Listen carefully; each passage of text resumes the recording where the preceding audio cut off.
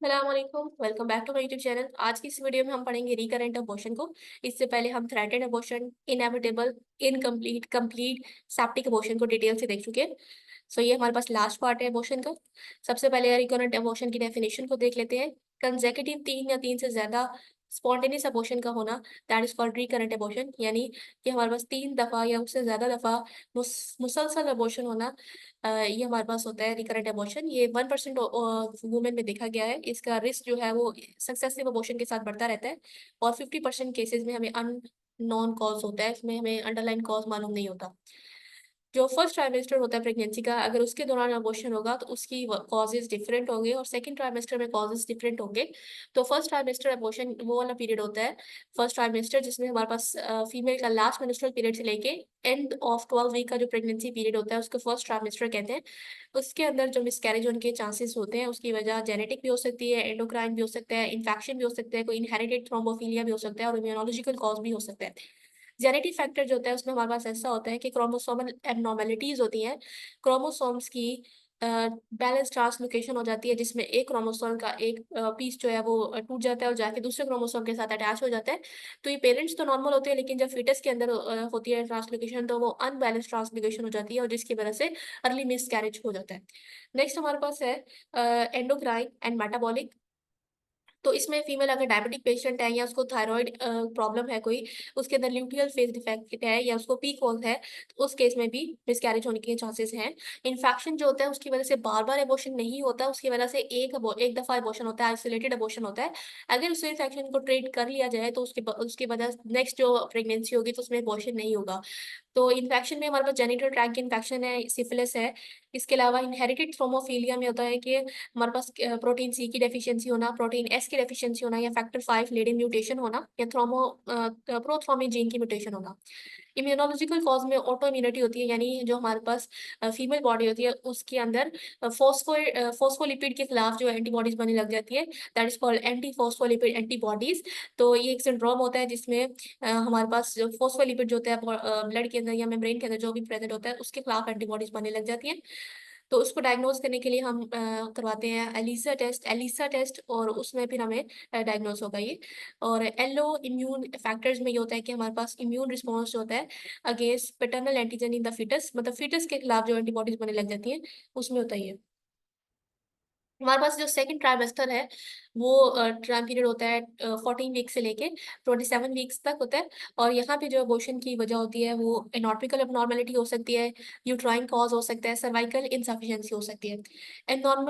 जो एनॉर्मिकल एब्नॉर्मेलिटी है वो 10 टू 15% वजह बनती है रिकरेंट अबॉर्शन की और इसमें हमारे पास एक कंजेनिटल भी एब्नॉर्मेलिटी हो सकती है और एक्वायर्ड भी हो सकती है। कंजेनिटल मतलब जो डिफेक्ट होता है मतलब बाय बर्थ जो है, अगर हमारे पास फीमेल के अंदर म्यूलरियन डक्ट है, उसकी फ्यूजन प्रॉपर नहीं होती, तो उसकी वजह से यूट्रस जो होता है वो यूनिकॉर्नुएट होता है, बाइकॉर्नुएट होता है, सेप्टेट होता है या डबल होता है। और एक्वायर्ड में ये है कि बाहर लेटर इन लाइफ उसके जो है इंट्रायूट्राइन एडहेजन्स हो जाएँ या यूट्राइन फिब्रॉइड्स हो जाएँ या एंडोमेट्रियोसिस हो जाए या सर्वाइकल इनकम्पिटेंस हो जाए, तो ये हमारे पास वजह बनती है मिसकैरेज या अबॉर्शन की। यूट्राइन कॉजेज़ में हमने पढ़ा कि डिफेक्ट हो जाए मिलरियन फ्यूजन अगर प्रॉपर्ली फ्यूज़ ना हो तो हमारे पास ये सेप्टेट यूट्रस बनता है, यानी अंदर सेप्टा आ जाता है और ये डबल यूट्रस है कि 2 यूट्रस होता है, तो इन केसेज़ में भी अबॉर्शन हो जाता है। अशरमैन सिंड्रोम में हमारे पास जो है, अगर हम प्रीवियसली क्यूरेट लिया है यानी टिश्यूज़ लिए हैं उसके और पीछे जो है हमारे पास एडहेजन्स हो जाती है इंट्रायूट्राइन और it can also lead to miscarriage.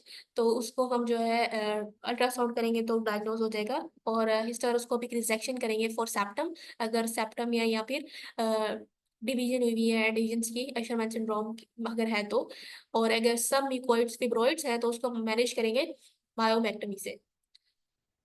Cervical insufficiency बहुत इंपॉर्टेंट है। ये हमारे पास ऐसा होता है कि 16 या 24 वीक यानी जो सेकंड ट्राइमेस्टर है, इस पीरियड के दौरान हमारे पास सर्विक्स की डायलेशन हो जाती है। अब जब सर्विक्स की डायलेशन होती है डिलीवरी के टाइम पे, तो तब वहाँ से बेबी इज़िली डिलीवर हो जाता है। लेकिन अगर 16 टू 24 वीक के दौरान painless without any pain cervical dilate कर ले और जो रप्चर हो जाए एमनियोटिक मेम्ब्रेन और एक्सपल्जन हो जाए फीटस की, तो that is called cervical insufficiency.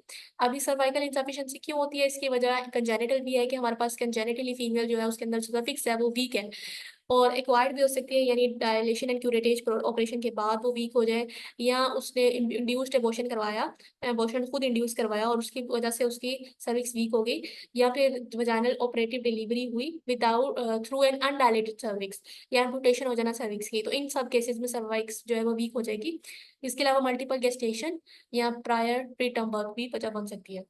Diagnosis करने के लिए जो है जो डायग्नोसिस में हम हिस्ट्री लेंगे, हिस्ट्री में हमें जो है वो repeated mid trimester painless cervical dilation जो है वो फाइंडिंग्स में मिलेगी, और एस्केप होगा फ्लूइड का, लिक्वर एमनाई का, followed by painless expulsion of the product of conception, ठीक है, विदाउट एनी पेन जो है एक्सपल्जन हो जाना प्रोडक्ट ऑफ कंसेप्शन का। तो ये हमें हिस्ट्री में मिलेगा कि ड्यूरिंग मिड ट्राइमेस्टर जो है सेकंड ट्राइमेस्टर वो हमें सर्वाइकल डायलेट मिलेगी, लिक्विड लिक्वर एमनाई का फ्लूइड पास होगा, और इसके अलावा एक्सपल्जन हो जाएगी प्रोडक्ट ऑफ कंसेप्शन की। तो इंटरनल एग्जामिनेशन के लिए हम जो है एक इंस्ट्रूमेंट पास करेंगे जिसको नाम है हीगर डायलेटर। तो अगर इंटरनल ऑस क्लोज हो तो वो पास नहीं होना चाहिए, लेकिन अगर इंटरनल ऑस ओपन है तो ये विदाउट एनी रेजिस्टेंस हीगर डायलेटर जो है ये पास हो जाएगा, और जब हम स्टेरोसेल्पिंजियोग्राफी करवाएंगे तो वहाँ पर भी इंटरनल ऑस हमें ओपन मिलेगा, तो वो हमें इस तरह ये पता लग जाएगा ये सर्वाइकल इनसफिशियंसी है। तो ये हम डायग्नोज कैसे करेंगे सर्वाइकल इनसफिशियंसी के लिए, पहले हम हिस्ट्री लेंगे, हिस्ट्री में वो पेशेंट बताएगी कि मेरा जो है फ्लूइड पास होता है। इसके अलावा जो है हमारे पास पेनलेस एक्सपल्जन होती है किसी प्रोडक्ट की, और ये मिड ट्राइमेस्टर का वो बताएगी, टाइम पीरियड बताएगी, और जब इंटरनल एग्जामिनेशन जब हम हीगार डायलेटर पास करेंगे और स्टेरोसेल्पिंजियोग्राफी करेंगे तो कंफर्म हो जाएगा। अब अबॉर्शन के लिए जो भी हमने टेस्ट करवाने हैं वो ये हो सकते हैं कि हम थायराइड टेस्ट करवाएंगे ताकि हम थायराइड एबनॉर्मेलिटीज को रूल आउट कर सकें। कैरियोटाइपिंग हम लोग जेनेटिक, जब 2 दफा अबॉर्शन हो और उसके बाद हम फर्स्ट ट्राइमेस्टर में हो तो उसको जेनेटिक प्रॉब्लम को रूल आउट करने के लिए हम कैरियोटाइपिंग करवाएंगे। अल्ट्रासोनोग्राफी से हमें यूट्राइन एडिशंस, फाइब्रॉइड्स इनका मालूम हो जाएगा, या फिर यूट्रस बायकॉन्वेट है, सेप्टेट है, जो भी है उसका मालूम हो जाएगा। हिस्टेरोस्कोपी से भी हमें फिब्रॉइड्स मालूम हो जाएंगे, और एंटी बॉडीज का हमें करवाने के लिए ऑटो इम्यून स्क्रीनिंग करवाएंगे, एलाइजा टेस्ट करवाएंगे इसके लिए। मैनेजमेंट करने के लिए अगर हम सर्वाइकल इनसफिशिएंसी है तो सर्जिकल मैनेजमेंट में हम करेंगे सर्वाइकल सर्कलाज। यूजुअली ये 12 to 14 वीक्स के अंदर होता है। The procedure reinforce the weak cervix by non absorbable tape place around the cervix at the level of internal os. तो इंटरनल लॉस के लेवल पे हमने एक नॉन एब्जॉर्बल सुचर्स या टेप लगा देनी है, ठीक है। तो this is called cervical cerclage, जिसमें हम हमारे पास सर्विक्स के जो है उसका इर्द गिर्द जो है बैंड लगाया हुआ है, सर्कलाज बैंड लगाया है, उसको क्लोज करना है ओपनिंग को हमने, ताकि प्रोडक्ट ऑफ कंसप्शन यानी फीटस जो है वो यहाँ से पास ना हो। तो ये हमारे पास एक तरफ नॉर्मल सर्विक्स दिखाई हुई है जिसमें ओपनिंग जो होती है इसकी बहुत क्लोज होती है, कि क्लोज होती है, लेकिन जबकि ये दूसरी तरफ जो है इनकम्पिटेंट सर्विक्स दिखाई है with herniation of the membrane. और यहाँ भी हमारे पास सर्कलाज दिखाई हुई है कि किस तरह उन्होंने क्लोज किया हुआ है, इस तरह की बैंड लगा के हम क्लोज कर देंगे। ये कॉन्ट्रा इंडिकेशन है सर्वाइकल सर्कलाज उन लोगों में जिनमें इंट्रायूट्राइन इन्फेक्शन हो, जिनमें मेम्ब्रेन रप्चर हो, या उसके अंदर हिस्ट्री हो वजाइनल ब्लीडिंग की, या सवेयर यूट्राइन इरिटेबिलिटी हो, या सर्वाइकल डायलेशन हो ग्रेटर देन 4 सेंटीमीटर। उन लोगों में फिर हम सर्वाइकल सर्कलाज नहीं लगाएंगे। 2 मेथड्स होते हैं सर्वाइकल सर्कलाज लगाने के, McDonald's method and modified Shirodkar method, और इनका सक्सेस रेट जो है वो 18 to 90% है। टाइप्स ऑफ सर्कलाज, पहले हम लेंगे history, definite history of 3 previous second trimester losses या प्री टर्म बर्थ्स। अगर ऐसी फीमेल आ रही है जिसमें 3 या जो है सेकंड ट्राइमेस्टर लॉस हुआ है तो उसमें हम सर्कलाज करेंगे। अल्ट्रासाउंड भी करेंगे ताकि हम देख सकें शॉर्ट एंडेड सर्विक्स को, या फिर early funneling in the ultrasound in women with 1 to 2 spontaneous losses. Examination indicated rescue cerclage performed after the cervix is found dilated. अगर सर्विक्स जो है हमें डायलेट मिलेगी तो हम उसके ऊपर उस केस में हम रेस्क्यू सर्कलाज करेंगे। इसको हम इमरजेंसी सर्कलाज भी कहते हैं, ठीक है। तो एक टाइप है सर्कलाज की इन हिस्ट्री इंडिकेटेड, जिसमें हमें हिस्ट्री के बाद हम 3 अगर हिस्ट्री में मिल रही है सेकंड ट्राइमेस्टर लॉस की तो लगाएंगे।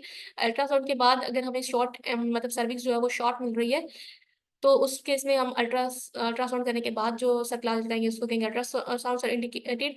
और रेस्क्यू सर्कलाजों में इमरजेंसी सर्कलाज भी कहते हैं। जब सर्कलाज हमें सर्विक्स हमें डायलेटेड मिलेगी तो भी हम सर्कलाज परफॉर्म कर देंगे। जो मेथड्स हमने ऑपरेशन पढ़े हैं मैकडोनल्ड्स मेथड या फिर दूसरा मेथड उसको हम देख लेते हैं। तो मैकडोनल्ड्स मेथड में नॉन एब्जॉर्बेबल सुचर मटेरियल लगाया जाता है मर्सिलीन। इसको प्लेस किया जाता है, इस place is a purse string suture as high as possible at the level of internal os. इसमें हम इंटरनल लॉस के लेवल पे ये सुचर लगाते हैं। The suture starts at the anterior wall of the cervix, taking successive deep bites, 4 to 5 sites. It is carried around the lateral and posterior wall. back to the anterior wall again where two ends of the suture are tied, commonly performed method nowadays।